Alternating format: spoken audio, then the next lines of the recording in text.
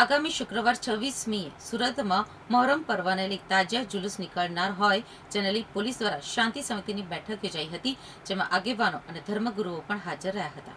સુરતમાં મહોરમના તહેવાર નિમિત્તે સુરત શહેર પોલીસ દ્વારા શાંતિ સમિતિની બેઠક યોજાઈ હતી.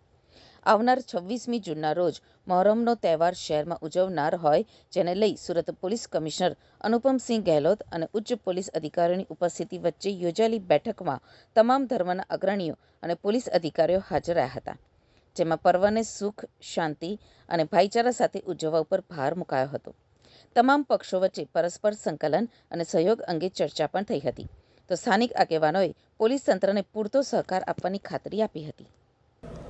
તારીખ 26 જૂનના રોજ મહોરમના તહેવારની ઉજવણી થવાની છે, ત્યારે એને જ ભાગરૂપે સુરત શહેરમાં ખૂબ સુખ શાંતિ સે આ તહેવાર ઉજવવામાં આવે એના માટે આજે જો શહેરના જો શાંતિ સમિતિ ના મીટિંગ જો એક રાખવામાં આવી હતી, જેમાં તમામ જો હિન્દુ, મુસ્લિમ અને તમામ બીજા વર્ગના જો તમામ સમાજના લોકો અહીંયા હાજર હતા.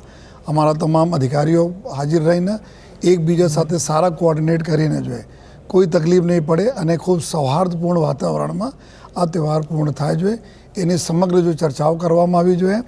અને પોલીસ તરફથી બી ખાતરી આપવામાં આવી છે કે પોલીસ 100% સહયોગ કરશે, આયોજકોને કરશે જોઈએ, તહેવાર સારી રીતે ઉજવવામાં કરશે.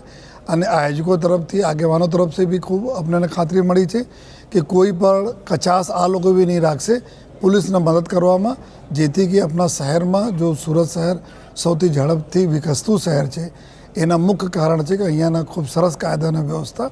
તો આ જાળવવામાં પબ્લિક અને પોલીસ બંને મળીને જો આ કામ કરી રહી છે, કરશે પણ જોઈએ, જેથી આપણે સુરત શહેરમાં આવનાર 3-4 મહિનાઓમાં જો ઘણા બધા જો તહેવારો આવે છે, ખૂબ સારી રીતે શાંતિપૂર્ણ રીતે પૂર્ણ થાય છે.